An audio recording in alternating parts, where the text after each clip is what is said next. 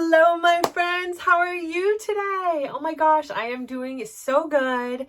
So this morning I got up super early and I mean, it wasn't like super early. I'm not talking like 5 a.m. club stuff here. Like I got up at 8 a.m. Okay, let's be real. But it is a Saturday. I got up at 8 a.m. and it was a day I didn't have to get up at 8 a.m. But I really wanted to participate in this other UGM class with a different instructor.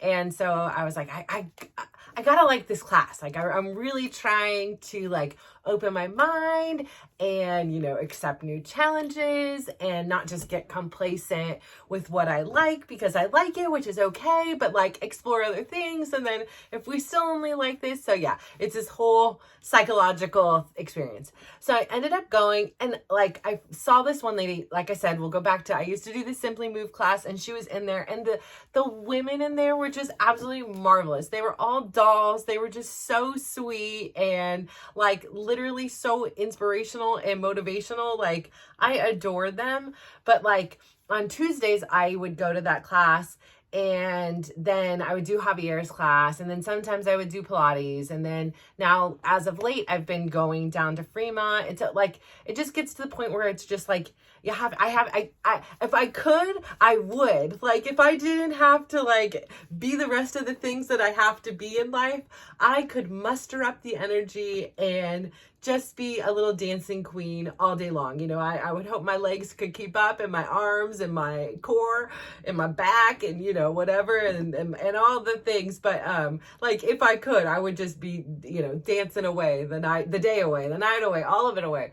But, so I haven't seen Mary in so long and I saw her in there and I just like went running over to her and gave her the biggest hug and she was just like, oh my gosh, I miss your energy. Like you need to just come to the class because your smile and energy, it just lights up the whole room. And like, I was just like, no, Mary, you're the best. Like I just loved chit-chatting with her. And even like, she was saying I haven't been able to come that much because she's had a little, couple physical things going on with her. And, I was like, it's just so good to see you. So she's like, I'm only going to stay for part of it, but I'm going to try. I'm like, that's all it is. It's just do your best and do what you can today and have a good time. So she stayed for part of it. But before she left, she made sure to turn around at the end of the song. And she's like, wow, you really are a dancer now. And I was like, oh my gosh, like that is such a compliment. Like, I don't know what I'm doing, especially in this class. And, like it just felt like so good because like, I actually try not to see myself in the mirror. Like I will try to position myself so I don't see what I'm doing because I don't want to stay here and start getting overcritical because in my mind, I am shaking all of the things that I'm supposed to be shaking and what isn't supposed to be shaken isn't shaken. And I'm like sharp and I have some showmanship, so in my mind, it is great. Like I am, I am ready for, if I wanted to do this, like competition ready. Okay. But in reality, it may not be that way. Okay. It just may not. And so sometimes I don't want to look in the mirror. And I remember like last week during one of the UGM classes, it was like the first, I had taken her, maybe I've taken her like 2 or 3 times. So it was the first time in probably 8 months, something like that. And, she was like, yeah, my friend came and she was like, to a previous class, she was like, you guys don't, she doesn't like coming to this class because you guys don't have energy. You're so busy looking at the mirror to see like, what am I doing? How do I look? And all stuff. And I was like, who is that? Like, who has time to sit there and just look at themselves in the mirror? Like, I try to position, like I say, I don't like doing the front row. I like to do like be behind somebody to where I can see the instructor, but I cannot see myself. That is like that is my jam right there, So if I'm in the center, usually I'm lined up with the instructor and his body just happens to block me from the mirror. So that's fantastic for me. I do have a terrible habit of just staring at the feet. Like I'm like, like I will smile and I will, well, I think I am, but I'm pretty sure from what people have told me, but like, I'm still smiling and having a good time, but I am watching those feet because I was like, okay, like my legs are strong and my feet are strong. So if something's going to get it first, it's going to be my feet, and at least I'm moving, you know, but I get busted all the time. Like he is like, watch. And I know he's talking to me. I know what you're saying, and it's probably other people too, but I know when I mess up, you know, okay? I'm not allowed to mess up. At least that's what I tell myself. So I had a great time. And then I sat down because it was raining outside to like look for my keys before I got outside. And I happened to sit next to this woman. I'm like, oh my, love your jacket. She was wearing this like big 49er jacket. I was like, yes, the 49ers are playing today in the playoffs against Green Bay. And Brad and Chris have taken the train over there. And, you know, it was raining. It looks like it's stopped right now. So I hope it holds up for them. And I hope they have a great game, because like one of my favorite games I've ever been to was a playoff game at Candlestick Park against I think it was the Giants. I don't know.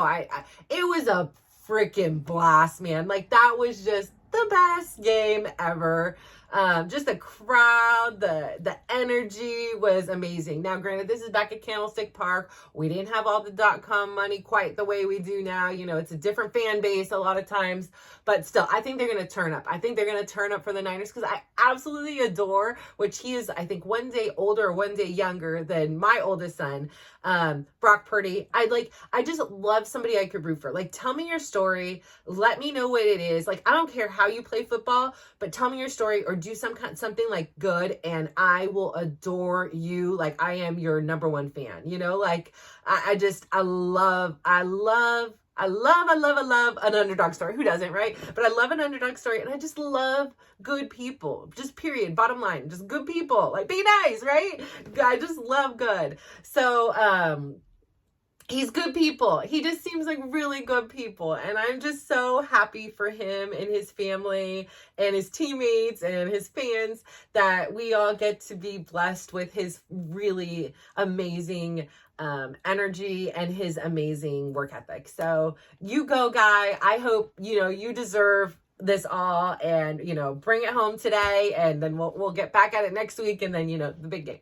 But anyway, so yeah. So first off, I was like, love your jacket. And then she was like, oh yeah, you know, and I was like, are you going to the game? And she's like, no, you know, any of the seats that I would want to sit in, you know, we're at Bay Club, right? So she was like, you know, they're all like in the suites and like crazy expensive. I'm like, okay, yeah. I was like, my son's girlfriend had got him tickets for his birthday. You know, she just said playoff tickets because we didn't know if we were going to make it for sure. Maybe we did already know at that point, but we knew, but you know, maybe we didn't know, but we didn't know when or where and all that stuff. So, when it was clinched and when we knew, you know, whatever, you know, then she said, I'll definitely get your tickets. Well, they were quite expensive, but because it's raining, I think, you know, like not the diehard true fans, they were like, I'm going to sit at home, and not that they're not diehard fans, but, you know, one's not willing to spend that much money to sit out in the cold and the wet, you know, are like, yeah, I'll be at home with my wine and my cheese and, you know, my 80-inch TV and, you know, in stereo surround sound, and I'll watch the plays from here or go to a bar, whatever they're doing. So, but anyways, he was able to get tickets for fairly, you know, inexpensive for it being a playoff game at Levi's and stuff like that. I think it was $100 something a ticket, and then, you know, with fees and all that stuff. So I thought that was actually pretty reasonable. And if my other two kids weren't sick, I would have been like, hey, let's all go. But, you know, they're sick and they can't. They need to get better, because they need to get back to life and back to reality. Okay. So I'm tired of being like, they're sick. I'm tired of hearing the coughs. It's already started today. I've heard the coughs. Enough with the coughs. No more. But, so anyways, yeah, so I went to the gym, and then next thing I look over, she's got this killer freaking water bottle. And I'm like, what the heck? Now, like, seriously, I still got this stupid Stanley sitting here. I don't know what the heck. I forgot about it. It's sitting in a box over here. I was like, I got this stupid Stanley I don't want. And this lady had this blinked out, like, I was like, yes to this. Like, I want that water bottle. And it's rare for me to be like, I want something, you know, but I was like, I want this damn water. I was like, did you make this? And she was like, oh, no. One of my friends got this for me. And then she showed me, and it was like some brand called Tomo. And I was like, this is killer. Like she had like a leopard print under it, but it was all bling. But if you looked at it, it looked bling, but then in certain angles, you could see leopard underneath. I ain't into all the animal print. It's just not my thing, but power to you, you know, great. But she was saying that her friend had like an all lavender one.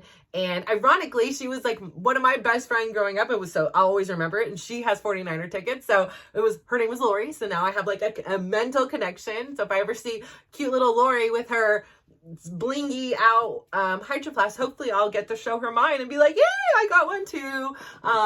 Maybe I don't know how I'm gonna get one, but I'm gonna get myself one, and you guys are gonna see. It's not gonna just be my Hydro Flask here with the scrunchie on it. It's gonna be a nice blinged out thing. I have to commit to the color, and I was like, I have to commit to the price. So I'm like looking at the clearance ones. I was like, $148 for a damn water bottle. I was like, the $54 I spent on. Then I had the 5% off because it was Target. That still seemed like a lot, and I know I've probably spent the much on these, and I use it every day. So. And I could go out to a dinner and we could eat it for less than an hour, and it's almost 100. So yeah, I just need to, you know, this frugal over here. So I'm like I said, I found this like pastel-y rainbow one. I'm like, can I pull off a pastel rainbow? Because this one is only $64 or $84 or something. It was on sale. It seemed like a bargain, you know? And I was like, I don't know so yeah, hopefully I'll have a update soon when I, pull the trigger and get you. Then I was, of course, a cheapskate. I'm gonna be honest here. Then I went on a deep dive on Amazon and found some for like $24. I'm like, how inferior can they be? You know, like how much of a knockoff is this? Should I just try it? It's $24. If I don't like it, return it to darn Amazon. That's it, you know. So I haven't decided. I'll probably order the knockoff and then probably order the real one and be like, yeah, this is one of those things I'm not cheaping out on. Like, I've ordered Amazon workout clothes and stuff like that. Like, and it's fine. Like, I'm not saying there's anything, it's just different. And like, if I'm going to live in these damn clothes, which you can see, as I'm not lying, I live in these clothes, you know, I change them multiple times a day. Cause if I get wet and sweaty or whatever, it's like, I'm not sitting in the wet and sweat. Like, I live in them, and to me, the quality is great. To me, it is comfortable. To me, I don't have to think about it. You know, like, yes, my size is kind of shifting down, and I've got a plethora now. So if it shifts back up in different seasons and reasons, I'm okay. You know, I've got my, you know, my collection of tank tops, and I got my big collection of bottoms. And although, like, I had this, like, whole thing where I was like trying to get into color, and so like before it was black on black on black, like Steve Jobs status, just black on black. Like, I didn't care, like black on black. It was just black on black. I know, and I was fine. It was easy, it was predictable, and I used to laugh because I was like, these people probably think I am rocking the same outfit like all day, every day, like this, you know, it's the same. I've got 10 of the same sports bra. Like, they must think I'm living in this. And then I was like, who gives a crap? Like what they think. Like if they had nothing better to do than think about what you're wearing, then blessings for that. Lucky, right? Like, I've got a lot to worry about. I don't know, you know, besides like I'll give somebody a compliment and be like, oh, I like your skirt when it twirls, or I like that color on you, or whatever. Beyond saying something like that, not a clue. Not a clue what anybody's wearing, not a clue what color, not a clue if it's a short or shirt or what.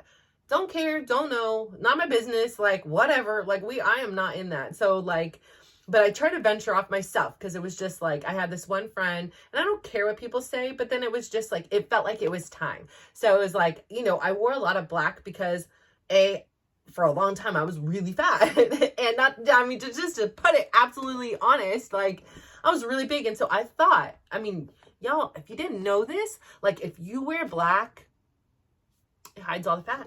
Mm-hmm. It is true. It is true. It's true. No, it's not. But it was the only color I felt comfortable in at that point. And like, you know, it was just like, I put on gray or I put on white. I look like a damn linebacker. You know, and I feel like I would wear like this, I'd wear something gray, and I feel like, oh, okay, this looks good on me. And like I said, when you are shopping and you're large, like it is a very, for me, painful experience, because first off, you walk in and not a one thing would you pick to wear if you were thinner. Like just the style, the way the cut is, it's like, and especially because I'm a larger endowed on the top up here. So the way the shirts hang is just like, it hits you like in the most accentuating place of your belly. You're like, what? No, that isn't cute. Like, you're not quite, I don't know. No, it's just wrong, and all of it is just plain ugly. Like, just plain ugly. And I would put it on and it was a matter of function. Like, oh, this one fits. This one doesn't hit me right in the belly and says, hey, like cinched tight at the belly, and then it's just overflowing. Oh my God. It was just a nightmare. I mean, just a nightmare. And at that time, that's when I started even getting into like leggings, and I would just wear capri leggings and leggings like all the time because it was stretchy. I could fit more food in. I was comfortable. I could go to the park, or I could throw on like a cardigan. I would have never, like my arms were so huge that at times my arms were larger than the thighs of my children.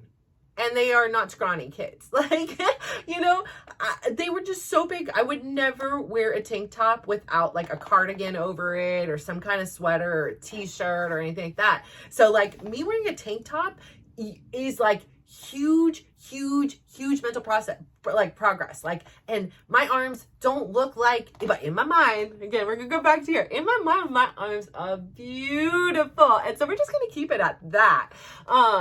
But honestly, yeah, there is a lot of room for improvement. But when you come from a place where you are so opposite of what you believe you are, when you are like the reality is staring you in the face and you are a 300-pound woman, your arms are the size of children's thighs, like I think my middle section, I did my measurements after I had already started losing weight.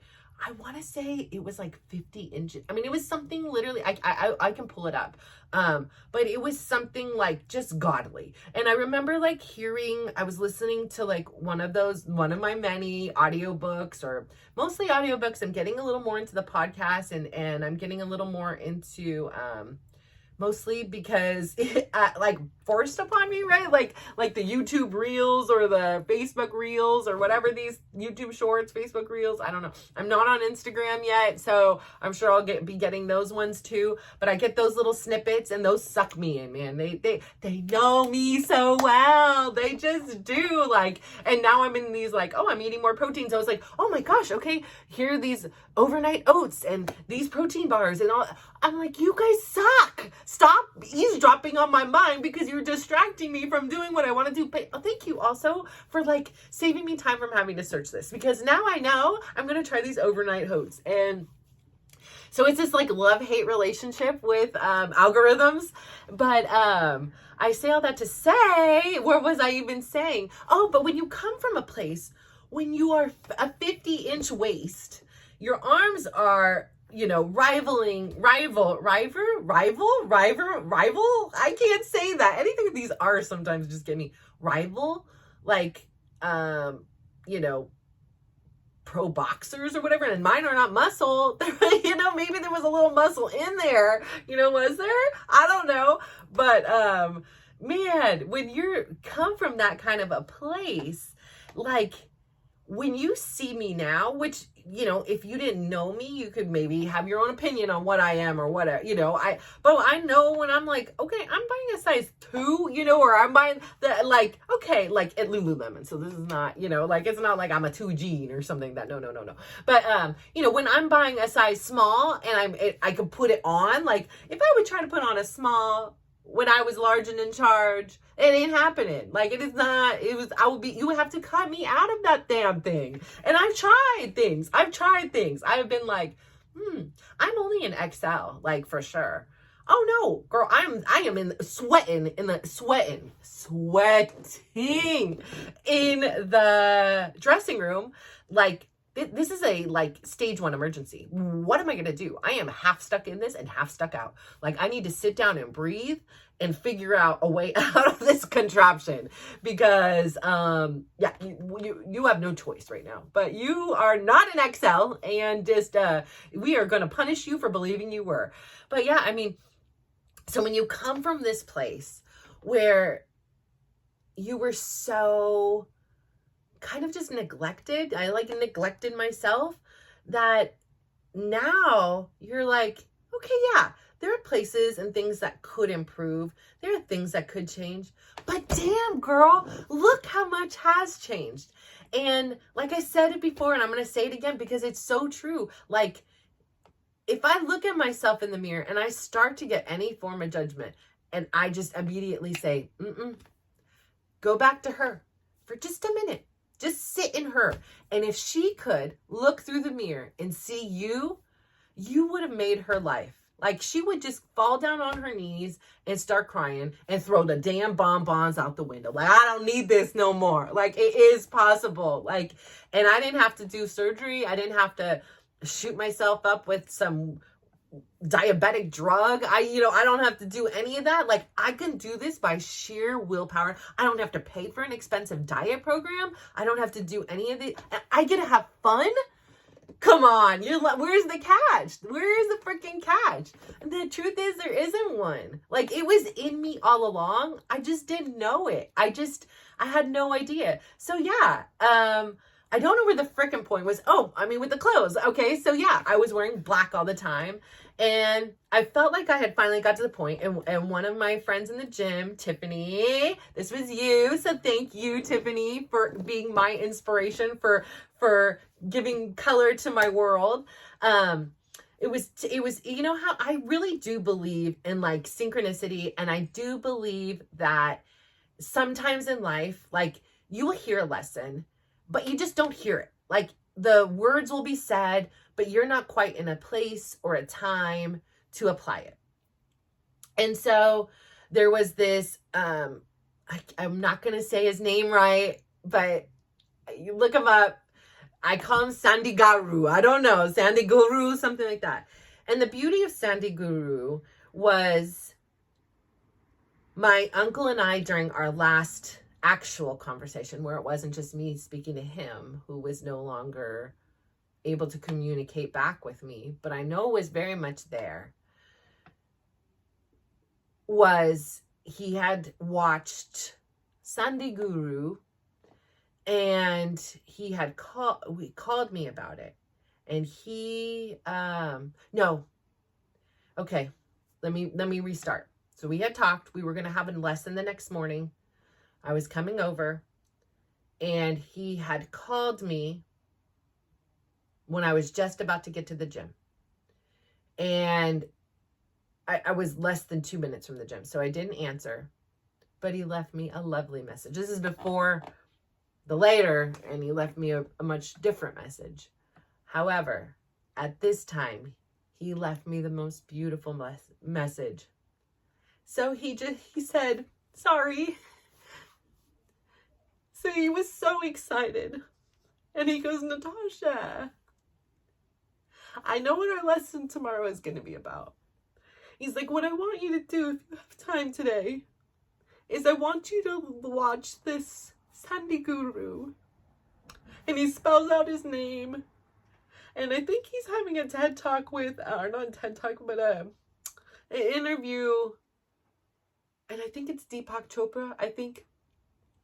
I haven't watched it in a while, and I probably should rewatch it, because I'm sure there are lessons, like, even more now that, like, would make sense that maybe at that time I just wasn't ready to hear, or, yeah, I don't know.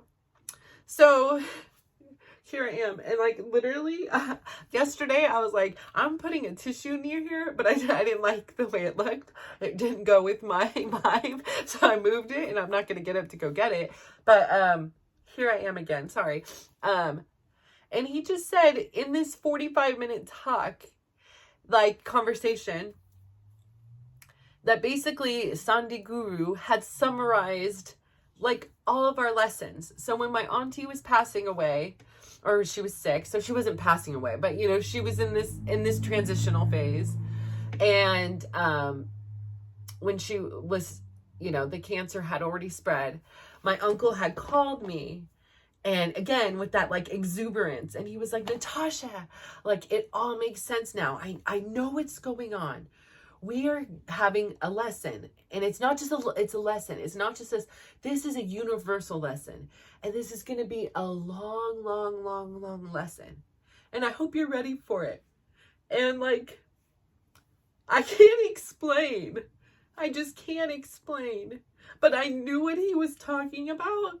And I know like everything that happened with my aunt, everything that happened with the pandemic, everything that's happened with me, like personally, everything that has happened with him passing away, all the relationships that I've been a part of ever since, and that some have like drifted away or abruptly left, like it is all a part of it, which literally brings me here to this very moment in this very place. And it's just so beautiful. But needless to say, that wasn't the whole point, because I'm going back to Sandy Guru. So that was like a sidetrack. So the Sandy Guru, and I feel so bad, Sandy Guru, because I'm probably saying it so wrong. And I apologize. It's not that I don't adore you and your lovely, just loveliness about you. I just absolutely adore you. But I say all that to say he had one time talked about how what we wear can absorb other people's energy. And black is one of those colors that absorb everything. And he is the reason why, like, and I would used to take a shower. Like, it depends if I would work out or whatever. But at minimum, I would take a shower. I needed to start my day with a shower. But like, if I didn't work out or things like that, like sometimes I didn't take a shower before. But with religion now, I take, like whatever, even if it's for a few minutes, every single morning, every single night, because he was saying that like, we will absorb other people's energy when we are in the black. So like to, go for the lighter colors where, we have to be careful, because some energies we don't want to absorb, right? Like some energies I'm not vibing with. I don't want that energy. Your energy is working for you. That is great. That energy does not work for me anymore. I do not want that energy here. You are not welcome. So, and then, he was talking about taking a shower at the end of the day to like cleanse your body of all these, energies and things like that maybe you don't want to welcome in. And so, at the same time, my dear friend Tiffany was, saying, why don't you wear color? Like, you should wear some color or whatever. And she wasn't saying it to be mean or anything like that. She was always wearing, sometimes she wears all black, but she always wears vibrant, array of colors. And I was like, maybe these two things are a sign. I'll do one thing. And I think I started because I was still very self-conscious of my top, my bosoms and, mostly my belly, like I felt like it brought a lot of attention. So I think I first dabbled in like color on the bottom, but like very dark color. So like an olive green or like a burgundy, a deep, wine burgundy on the bottom.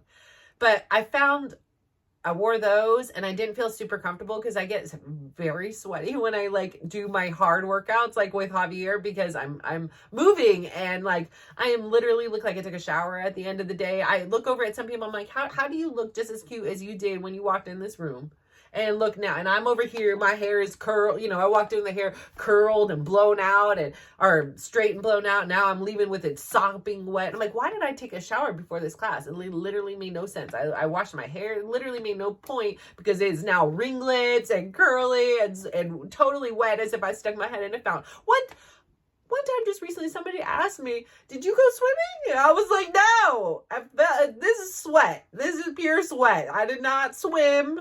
No. And they were like, oh my gosh, so sorry. I'm like, no, don't worry. I don't care. But like, I found that the lighter on the bottom made me actually more self-conscious of like my stomach. And which is fine. Like I said, I go then the minute that happens, I just say, listen, if you were 50-inch round Natasha, what would she be saying if she saw you today? Okay, there's no more conversation. It's capiche. I got it. But what I really didn't like about it is, I'll tell you this is the truth, is sometimes it made me look like I damn peed my pants because it was like sweat on the butt and like sweat here. I said, listen, I can, I don't care to a degree, but I don't want to walk around feeling like it looks like I peed myself. I have some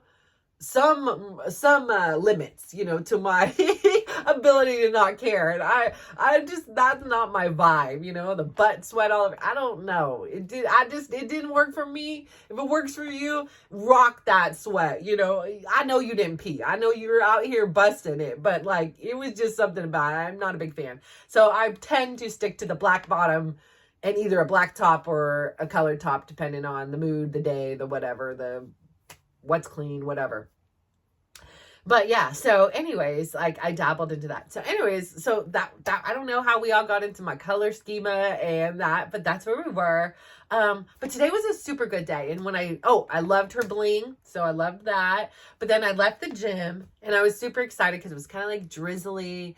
It wasn't like super freezing, but it was like raining. And like it doesn't rain that often in California, right? So like it's just kind of exciting to see. It's a change. It's something new. When it rains, it gives me permission to like want to stay inside, which means I'm getting things done. I'm rarely just, I'm very active as far as like, even if I'm not physically active, I'm always thinking, I'm always like learning. I need to tell myself, I need to give myself a break at some point, but I just love doing this kind of stuff. Like, it doesn't feel like work. It doesn't feel like I'm not resting. I'm like, oh, and even if I'm like, like I'll find myself late at night, like, again, the dang algorithms get me and I'm scrolling and it's just like, yes.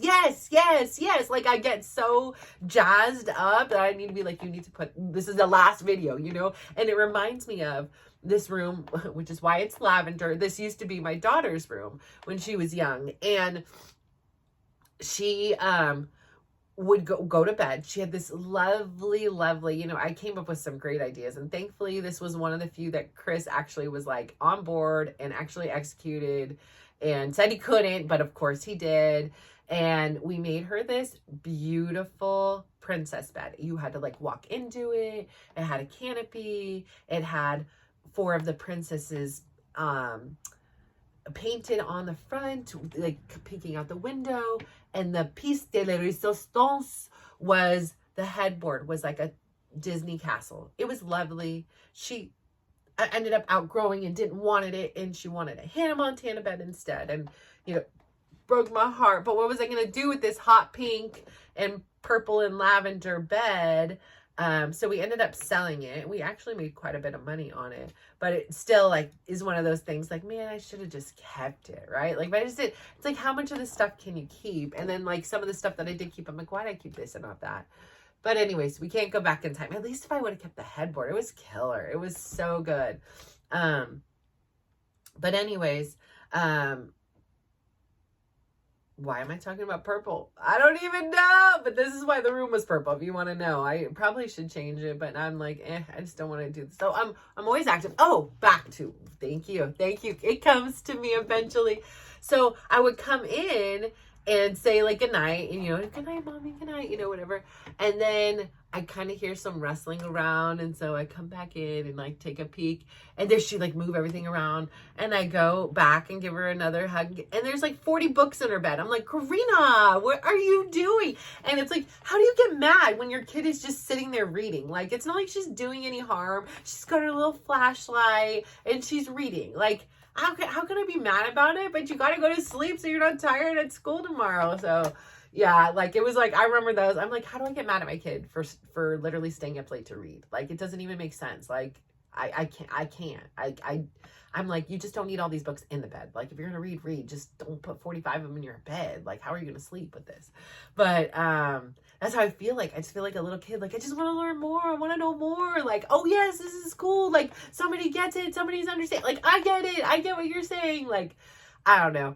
But I walk out, so it's drizzly, and there's some sun, and you know what that means.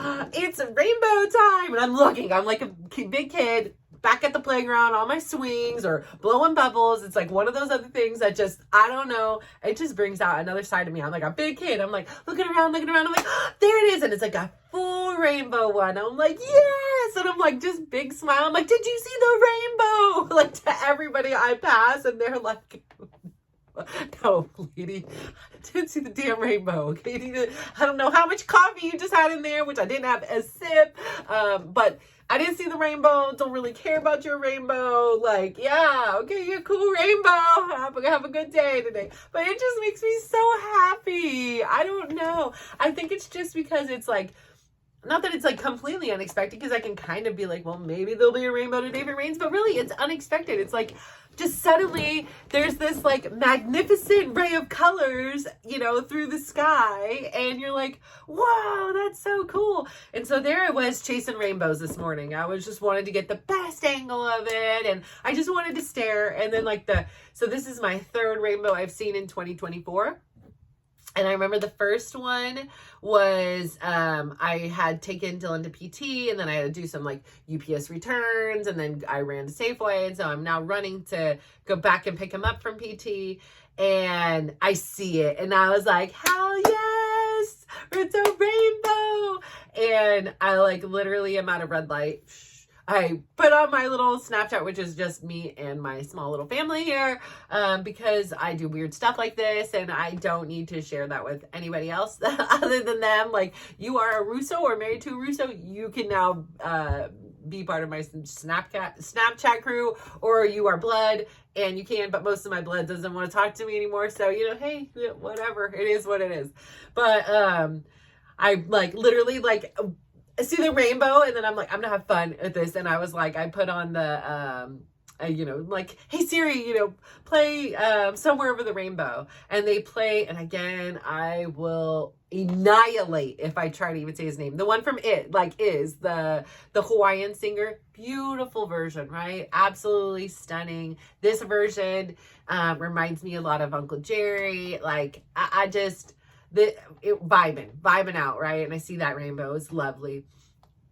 The next day, I take Tyler to school, and on my way home, I'm there again, just green hills on one side, and then this rainbow. And I was like, oh my God. So I'm like, hey Siri, play the Judy Garland version of Somewhere Over the Rainbow. I think it's Judy Garland, right? I think so. Whatever. It plays the OG Wizard of Oz version, and there I am, just singing. And inside, I'm not even gonna say I was crying, because I don't cry that much. I'm not even gonna say that anymore, because clearly it's a thing when I talk to you. I just brings up all these emotions. Yeah, so like there's this rainbow, and I have the song playing, and I was like, today's gonna be a good day. Like, I don't know what else can like possibly top this. Like, today's a good day, you know? And so I see that rainbow again today, and there I am chasing rainbows. And I was like, okay, let's find a new rainbow song. And I found that there was like a song by Megan Trainor or something like that. It said Rainbow. I said, okay, go for it. And I played that one, and I recorded it, and I just do it for me. I love it. I think it's so much fun, and I usually like will watch it until they disappear, or I have to go whatever. So that was great. And then I came home. So after I filmed yesterday, I, you know, take my shower, I do my little, you know, like part of my new 2020 new, you know, new me, new attitude, new transformation is doing like some more self-care. It's like before it was just like fall into bed and do these things, but like I've been doing like a little more self-care for myself. You know, I'll do, I don't know if any of these things do anything. It's just like me nurturing myself. So I'll do like dry brushing, and you know, I'll do a scalp massage. I'll, you know, just give myself some love. I'll take a little extra time and put in some moisturizer. You know, I just to try to say like, thank you, body, for getting me here through another day. Like, thank you. I know I abuse you. I know I put you through some hell. I know there are things that hurt on you right now, and some days you want to tell me, F you. F you for making me keep moving. But also it's saying thank you. Thank you for keeping me moving, because bodies in motion stay in motion, and bodies at rest stay at rest. So I firmly believe that. And I would have to tell myself that a lot when I started this journey. I would be laying there in bed, and I was like, this feels so good. I just, you know what, can we just do it tomorrow? Why do we have to do it can we do it every other day? And I say, bodies in motion stay in motion. And I say, fine. And I would just like roll out of the bed like, sometimes I hate me. But anyways, so I would do my little self-care, right?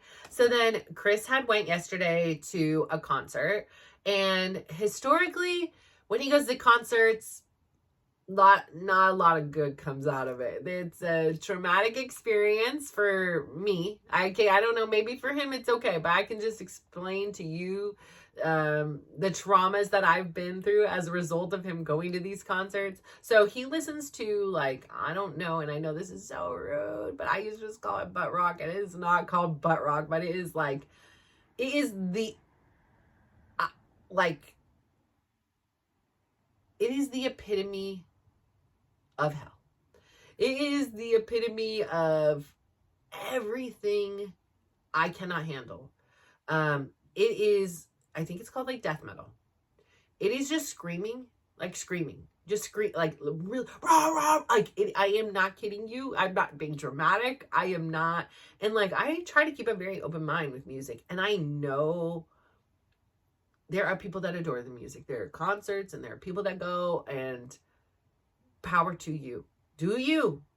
Just me personally, puts my anxiety at about a 14 out of 10. And like, I could get in the car and I am now angry. I want to rip somebody's head off. Like, my head is pounding. Like, I was like, that's why you always upset. What kind of music is this? You know, but I can't, I don't say that stuff anymore like before I did.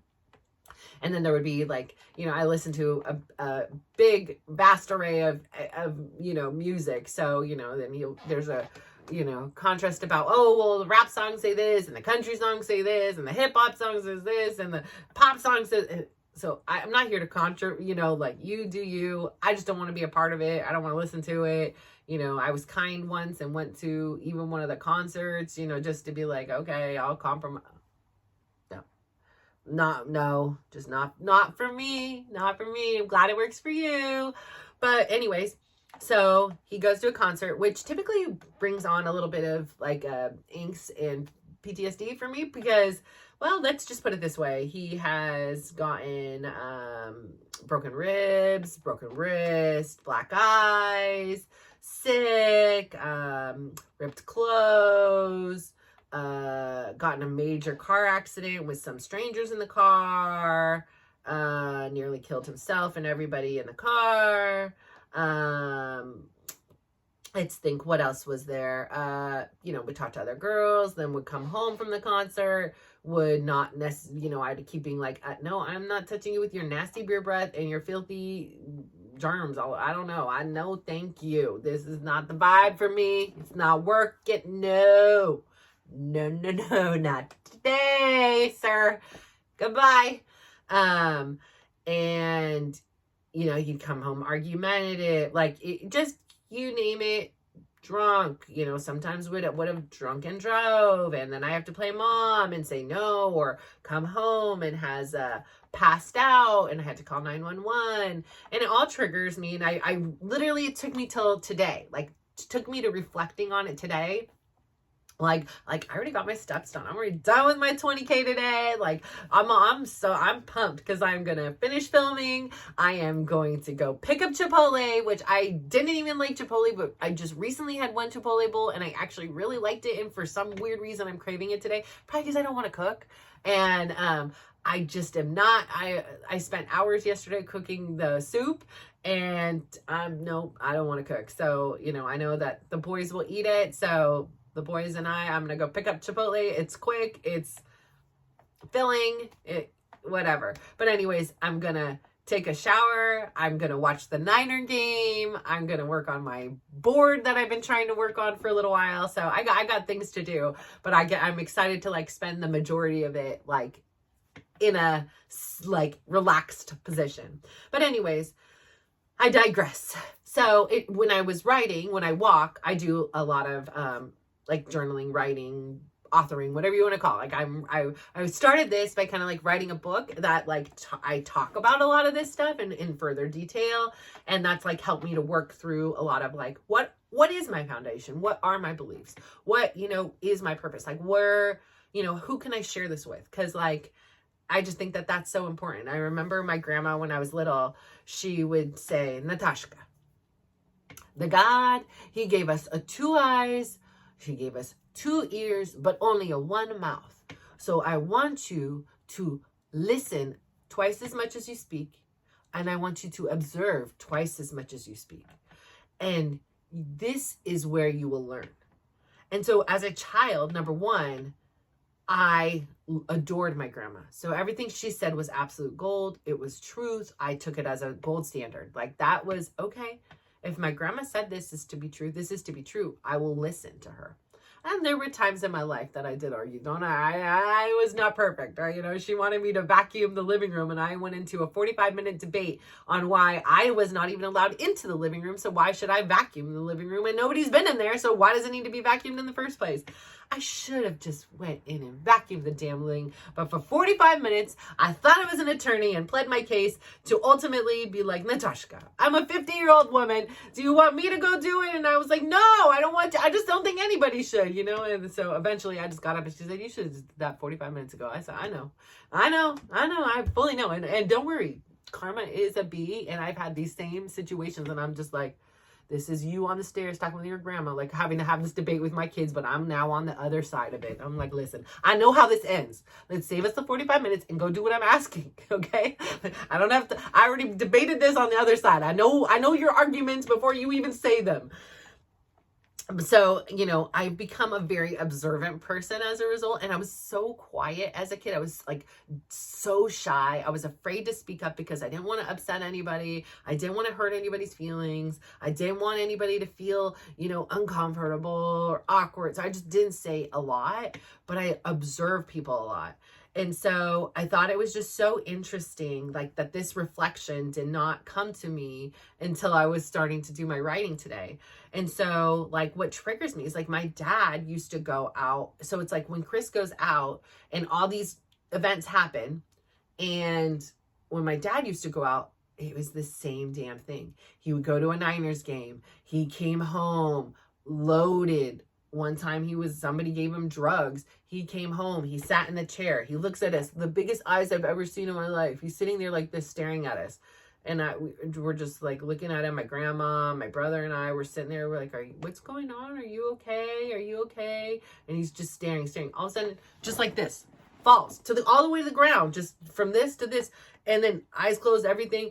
And I remember just yelling like, Daddy's dead, Daddy's dead. And then, my grandma's like, George, wake up. George, what are you doing? She's hitting him. My brother's like, Dad. And he won't move. There is no breath. Nothing is happening. And then all of a sudden, eyes fling open again, wide open as high as they can go. Sits up like this on the ground, looks at us, 1, 2, 3, jumps up, sprints up the stairs, up the thing, runs up to his bed, lands face down in the bed, clothes on, half on the bed, half off the bed. And my grandma was like, oh my gosh, what is the matter? She said, he's just drunk. I don't know what is it. Then she said, George, what's the matter with you? Is he taking the drugs? What are you doing? And he doesn't answer us. He's not saying anything. And so my grandma's like, I have to go to work tomorrow. You have to take care of him. And I'm like, okay. And so I'm sitting there. I mean, I'm not even old enough to be home alone in the evening, apparently, because she's there while my dad's at the Niner game. So, I'm there, I have my blankets at the end of the bed, checking on him. And I've never been so glad to hear snoring because I knew he was alive. Like, I was like, oh my gosh, this guy's I didn't sleep a wink that night. I gotta think about it. Like, how did I just go to school the next day? I wish I could go back to who I was. Like, I don't remember. Like, I remember all that, and I remember not sleeping. I remember setting up a little blanket and pillow at the end of the foot of the bed on the floor there. Like, that was between the door and the thing, so he couldn't go anywhere. He would have had to smush me, how did I respond? How did I process it? Here I am, this sleep-deprived kid who's just witnessed what she thought was her dad dying, was obviously not, but didn't have any form of like a conversation to say, hey, this is what's going on. There was no communication about it. It was just like, now it's your job to make sure he doesn't die. And this is the one stable thing in your life. This is your dad. And he obviously is not very stable. And it is your job to make sure he survives. Because if he doesn't survive, you're not surviving, and either is your brother. Period. Like, this is the story in my mind. And how did I just go to school the next day? I didn't sleep a wink.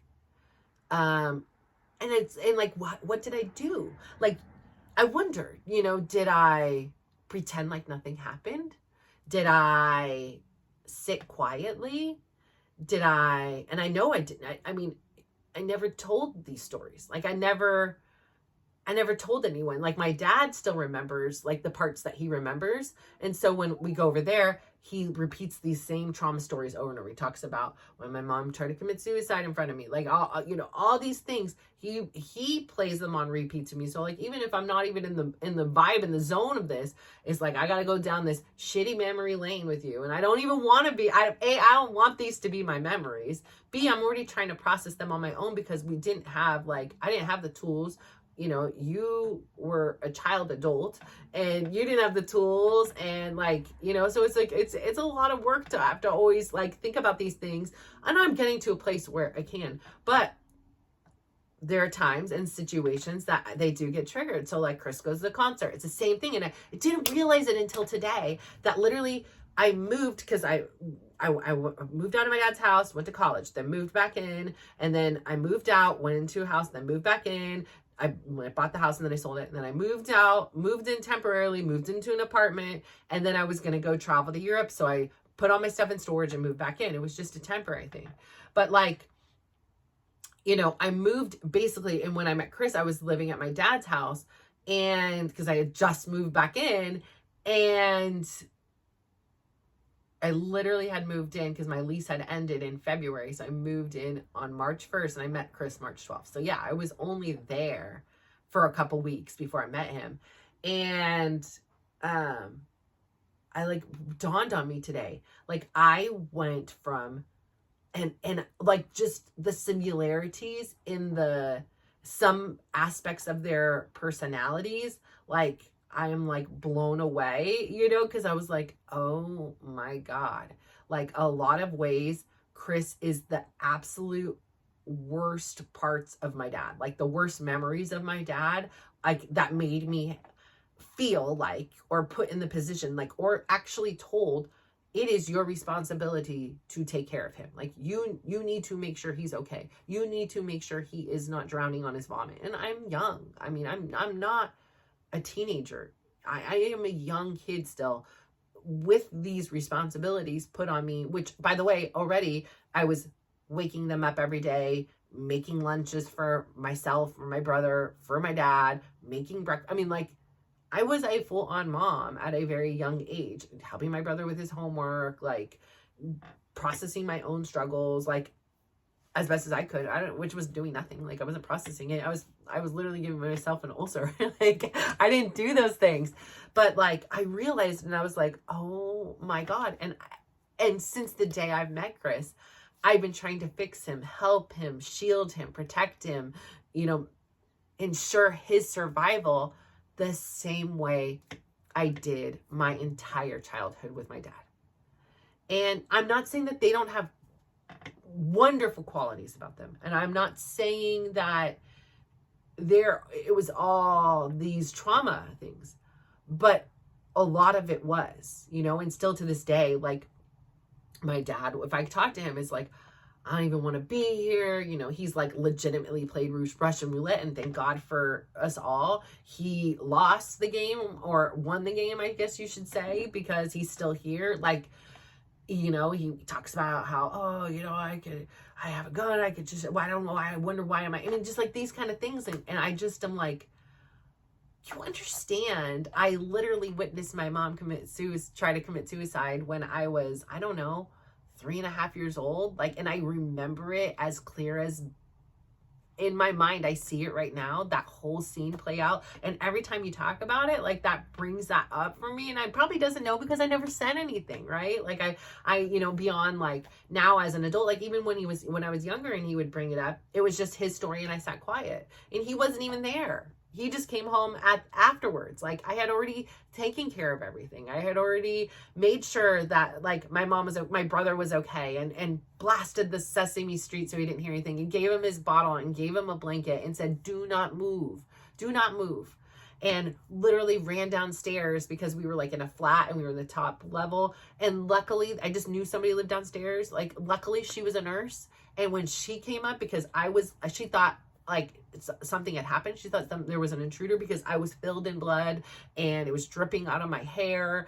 And by then I had told my mom to go to the sink. So she's in the sink, filled up an entire sink with blood. She's passing out. Thankfully, this lady was a nurse, so she knew how to like call 911. Obviously, she knew how to call 911. I mean, hopefully she could do that, but she knew how to like wrap up her wrists and stuff like that. Like, but it was everywhere, all over the carpets, the walls, the window. There was no salvation from the disgust that I saw. And so like to come up and like constantly say these things, I don't know, it's just super triggering. My husband does the same thing. And so last night, I say all this to say, I'm all ready and I'm like, hey, I know you took the BART. It's cold outside and it's late. If, we live, I don't know, like it's 10-15 minute walk from BART. It's not that far, but I'm like, just give me a call. I'll go pick you up. It's a 2-minute drive, right? 3-minute drive. And he doesn't answer. And I'm like, okay, whatever, it's fine. He's either there or whatever. Then I get a text from my son and he's like, Mom, Dad's just laying face down on the ground on the floor. And I'm like, where? I'm thinking maybe did he see a picture of him in the street or at the venue or something? And he was like, downstairs. I was like, what? And I'm like, is he okay? And he was like, I said, Dad, are you okay? And he was like, I'm just tired or something like that. And he just laid there. He said at first he didn't answer. So I totally took me back, right? Mind, there we go. Time loop, here we are, time machine. I'm back to that little girl at the table. And now that little girl is my child who has just witnessed their father unconscious on the ground. And I'm like, man, come on, get it together. You are a 50-plus-year-old man. What are we doing? What are we doing? This is what I'm, thinking in my head. I throw on my robe. I go downstairs. And by the time I get downstairs, you just hear violent retching, just violent, just so dramatically violent. And I'm just like, you idiot, like, what are you doing? Like, come on now. What is going on? So I walk over and the whole toilet seat rim, I'd never seen this before. I've seen quite a few people. I'm going to raise my hand. I have even had a few experiences of my own. This is exactly why I do not drink. I do not like the way it makes me feel in the moment. I don't like how it makes me feel later on or the next day. It is just not worth it. Like, I don't know.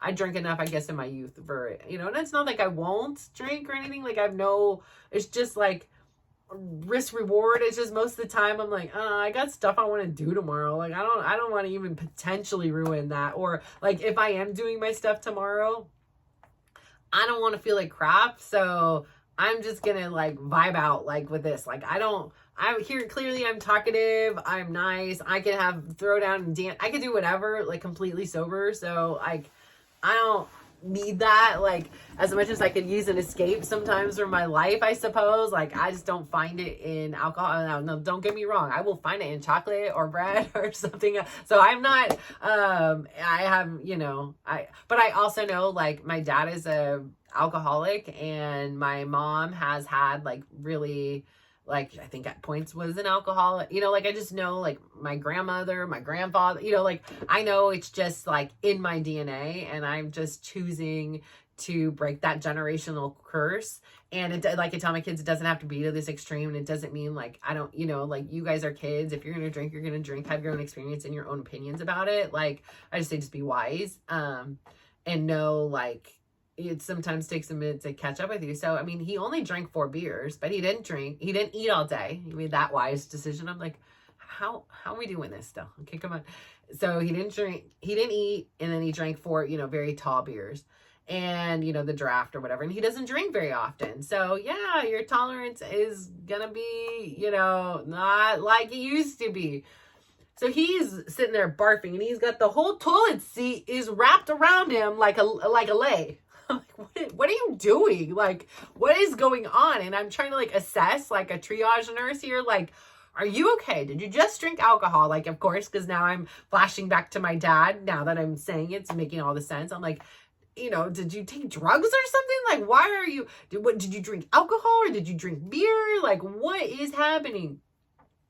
And he's just like, F off, like, go away, And then I'm like, are you okay? He's like, I'm bleeding. There's so much blood. I'm like, where are you bleeding? Like, now I'm like, did he go in the pits? Because in his concerts, there's these pits and like, they'd like run around in circles and hit each other. I don't know. Like, I don't know why hurting somebody else or having somebody else hurts you is a release. But again, power to you if that's your thing. Like, it just sounds like a damn hell for me. But, yeah, like, he's like, I'm like, do you have all your teeth? Like, I was like, oh my God, did somebody punch him and he doesn't have teeth now? I'm like, oh my gosh, I can't handle all this. And he's just like, I think so. And then, I'm like, well, why is the toilet seat on your head? Like, why is it on your shoulders? This is like disturbing me. I can handle the rushing, but like, this is like, what is going on? And then, the blood, I'm like, is it coming from like your gut? Is it like, what is it? He's like, I don't know, F off. And so finally I was like, stop telling me to F off, like I'm not doing anything wrong. And he was like, just F off and go away. So ultimately, I was like, do you need some water? Do you need me to do anything? I said, F off. So finally I said, what? He's going to survive this one. I'm just going to let him be. And I was like, if he doesn't want any of my advice or help, then you know what? I tried. So I come upstairs to my oldest son's room and I'm like, hey, I'm going to go to bed now. Your dad's not in too good of a shape. He's like, yeah, I went down there and he was laid on the ground face down. I'm like, why didn't you tell me? He just like, whatever.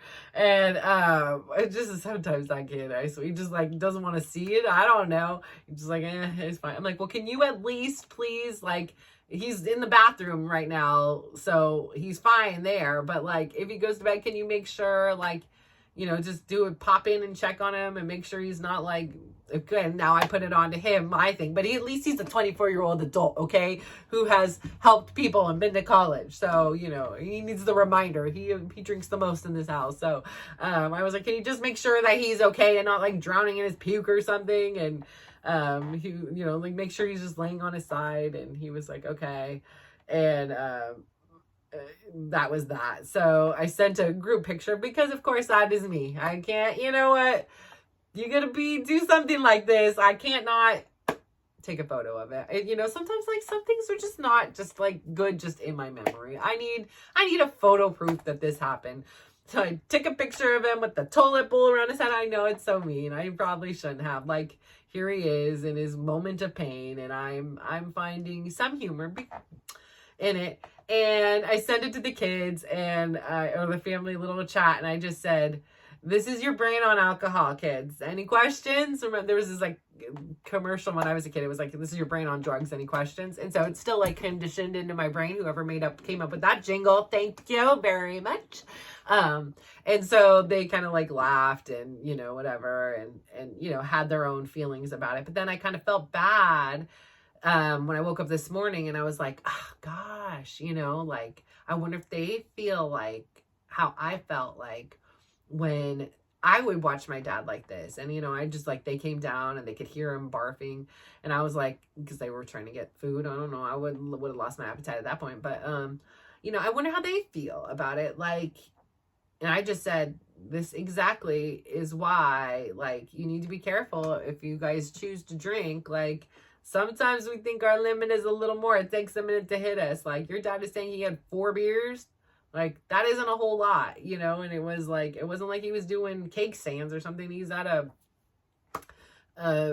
concert venue. So, I don't know how quickly he was drinking them, how dehydrated he was, but yeah. So I say all that to say, I'm like, well, at least your pain, like, wasn't without a lesson. So, props to you for that, Chris, and they were like, the Dylan and Tyler, like, oh, I'm not drinking, I was like, okay, well, don't commit to that just yet, come on, you're probably gonna drink at some point in life.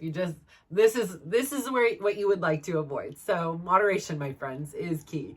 So yeah, this morning I came back from the gym and thankfully he was alive and from the land of the living and sitting up, and he was just like, oh, I have a little headache and I feel terrible. I'm like, yeah, I'm just not surprised. Yeah, big shock. I was like, here's some liquid IV. Take your liquid IV. I don't want to. It's gross. Then he was like, I don't understand. Like, I've lost hours of my life. Like, I blacked out and all this stuff. And I was like, you aren't eating. And then you went out drinking. Like, what is the magic sauce in that? Like, this was like drinking 101 we learned when we were like 13, 14, 15, 16 years old. Like, yeah. Yes, I said that young. I started drinking way too young. So that's why I probably am already done. It's out of my system, by the time I was in my 20s, because I had to become a mom. So I was like, listen, I'm not going to be that mom where my kids are waking up or it's Saturday morning and they're like, come on, Mom, let's go watch this cartoon together. Or let's cuddle. I'm like, no, let's not talk about anything. I just, that was not my fantasy of like all the checklist of like what a good mom should look like when I didn't have my mom around. So I was like, nope, can't be that. There wasn't alcoholic mom. That wasn't, nope. So yeah, no, just, that's why I just choose to not drink and I have a great time without it. Like I will, like I say, I will. I have no like qualms, but like literally if I drink wine, I get a headache the next day. Like it doesn't matter how much water I drink. I'm like one damn glass of wine. I wasn't even loaded or anything. Like it's stupid. Like champagne, same thing. And I'm like, it could be expensive. It could be cheap. It doesn't matter. I still get a damn headache. I was like, so I'm like, and then some things like just don't taste good. I'm like, why am I putting myself through this? It doesn't even taste good. So yeah, some things taste good. So I like, I like sweets. So like one of my favorites is like a pina colada strawberry. I feel like a little kid, like the pina colada strawberry daiquiri mixed together. That's good. It's sweet, but I'm sure there's some science behind there. And that sweet drink is going to make me have a headache too, or feel sick. So I don't know. I just listen, water in a nice bling cup will make me just as happy. Maybe not as loose, but I'm already like at the point in my life where I'm like, I'm just going to keep it real. Like, who am I trying to impress? And if I'm trying to impress you and I'm not, like, me making up some crap is probably not going to do it for a long term. So here's all the cards. Love me, hate me, whatever. That's on you. I don't care. I mean, I care, but I don't care. Like, I'd love you to like me, like be my friend. But if you don't, that's cool. There's like so many other people out there. So anyways, it was quite eventful, but he is alive. He is making it. And I was like, drink this liquid IV. This is going to help you, and eat some food to absorb soak that whatever remnants of alcohol left in your body, rehydrate yourself up, and get out to that Niners game, go Niners. So that's where they're at. And yeah, so I'm super excited for the rest of my personal evening. If you're not a Niner fan, well, you should be. And no, like I now know a lot about football. Well, I've always known a lot about football, but now I know a lot about other teams' players that, like, unless they were like, Tom Brady or somebody famous, it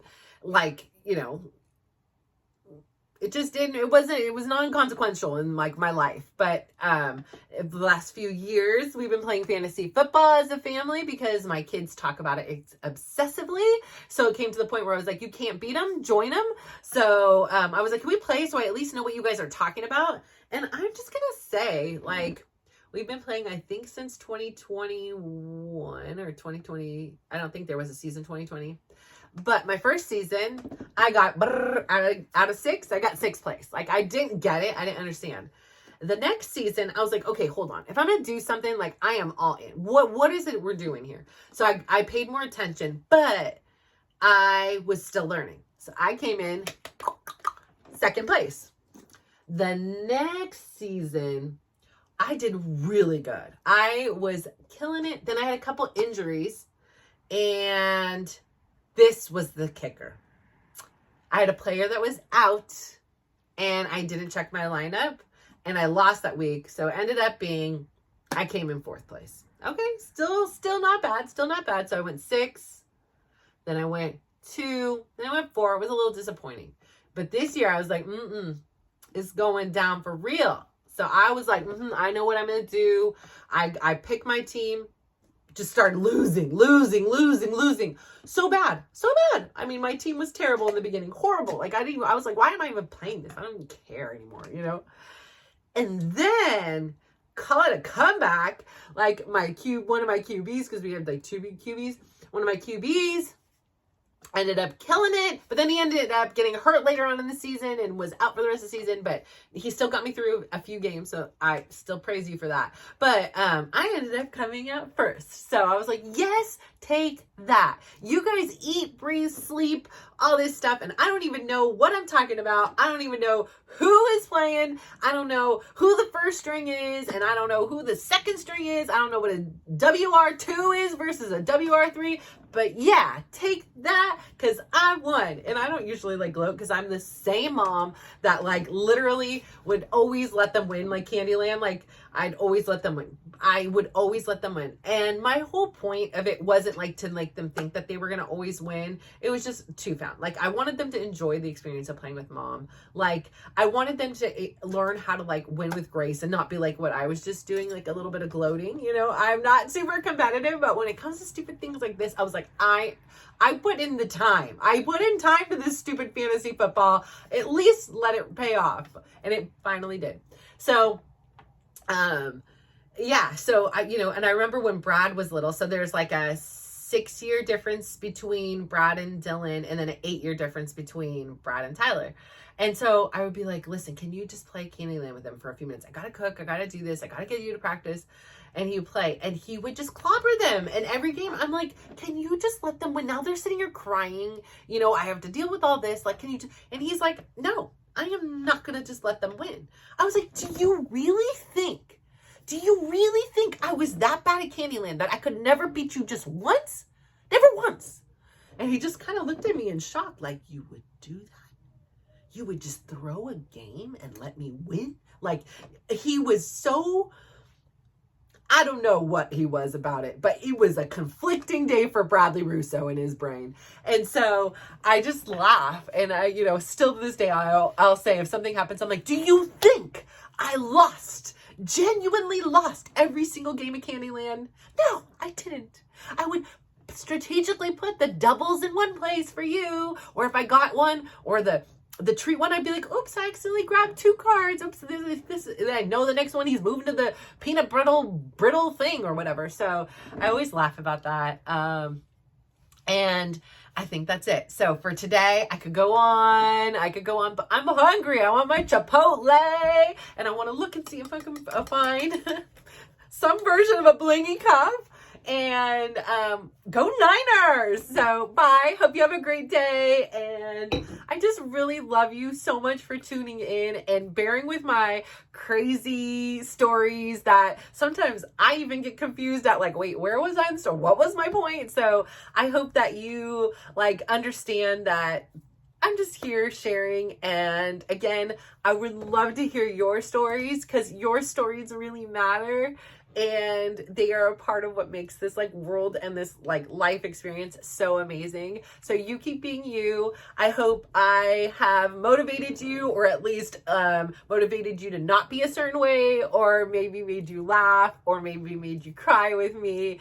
And yeah, so that's it. So you have a wonderful day today, or tonight, or this morning, or whatever it is. And until tomorrow, because here we are, I'm still going. And I will see you tomorrow. So thank you. Bye.